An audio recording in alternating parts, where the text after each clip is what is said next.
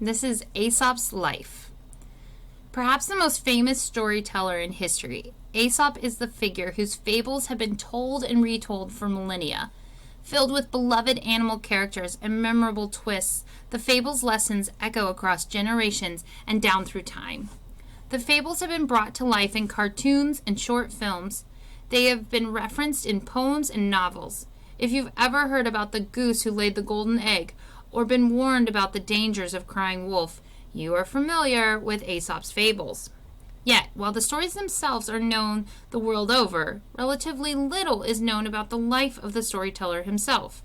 For almost as long as the fables have been told, people have been asking the same question: who was Aesop? It is unfortunately a question without a simple and conclusive answer. In the popular imagination, Aesop is often thought of as a wise older gentleman. In paintings and sculptures, he is sometimes represented to look like Socrates or Aristotle, one in the long line of Greek thinkers whose knowledge is still valued today. Indeed, some of the earliest references to Aesop are from Aristotle and other ancient sources, Greek, Egyptian, and Roman. These ancient sources generally agree on a few basic points regarding the historical Aesop. For one, they mostly concur that Aesop lived around 600 BC. For another, they agree that he told the stories credited to him, often including animals or mythological figures as characters, rather than people, to teach simple morals to his audience. Finally, although almost all sources acknowledge that Aesop himself never wrote down the fables he authored. Like other works of ancient Greek literature, such as Homer's Iliad and Odyssey, Aesop's fables were shared via word of mouth and passed down through the oral tradition. Here, however, is where the agreement among ancient sources mostly ends. On many other matters relating to the facts of Aesop's life, there is uncertainty, contradiction, and disagreement. As a result, modern scholars must sift through texts with any number of conflicting assertions about Aesop in their quest to separate fact from fiction. Some ancient sources claim that Aesop was an Ethiopian descent. Others say he was from Thrace. Some ancient authors say he lived in what is now Turkey. Others insist he resided in the city of Babylon, which was located in modern-day Iraq. Several sources, though not all, tell us that Aesop was born into slavery and was eventually freed thanks to his own cleverness. Perhaps because the details of his life are shrouded in mystery, Aesop himself became the subject of some stories over time. One of the most famous works to describe his life is the Aesop Romance. This text is believed to have been written in the 1st century of the Common Era and added to by various authors. It is not considered to be factual or a true biography, but it does weave together numerous threads from different biological tales. The Aesop Romance states that the fabulous began life as a slave in Samos, a Greek island in the Aegean Sea. It describes the young Aesop as being physically deformed and unable to speak.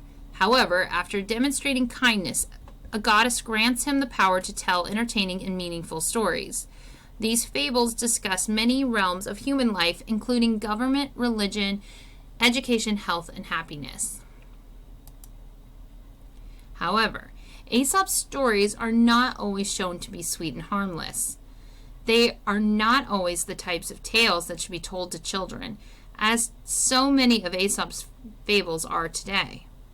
In some instances, they are shown to be cutting and incisive or insulting. Some deal with issues surrounding power and politics and ethics. The characters are often sarcastic or caustic, and sometimes telling his fables gets Aesop into trouble. For instance, the text notes that Aesop sometimes told stories that insulted the gods and goddesses of ancient Greece, which led others to view his tales as offensive or sacrilegious. Nevertheless, in the Aesop Romance, Aesop impresses his master with his gift for telling tales. He wins respect and additionally responsibility, serving for a time as his master's personal aide, before eventually gaining his freedom. Once free, the wisdom Aesop shares through his fables allows him to further improve his station in life. In the latter part of the Aesop Romance, Aesop serves as an advisor to several Mediterranean kings. A particularly interesting story associated with Aesop, which appears in the Aesop Romance and several other works, has to do with the fabulous death. Legend has it that Aesop was sent to the Greek city-state of Delphi as a diplomat for the king named Croesus. Croesus ruled from a rival city-state of Lydia.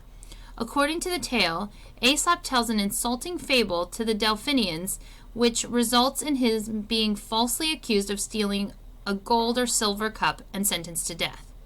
Before being thrown off a cliff, however, Aesop warns the Delphinians that his unjust execution will cause the gods to punish them. And after his warning is ignored and he is indeed killed, the Delphinians do suffer from plague, pestilence, and brutal warfare. Thus, the story is a fitting end to one about Aesop. The lesson it teaches readers about the wrong and danger of punishing an innocent person could easily appear in one of his own fables.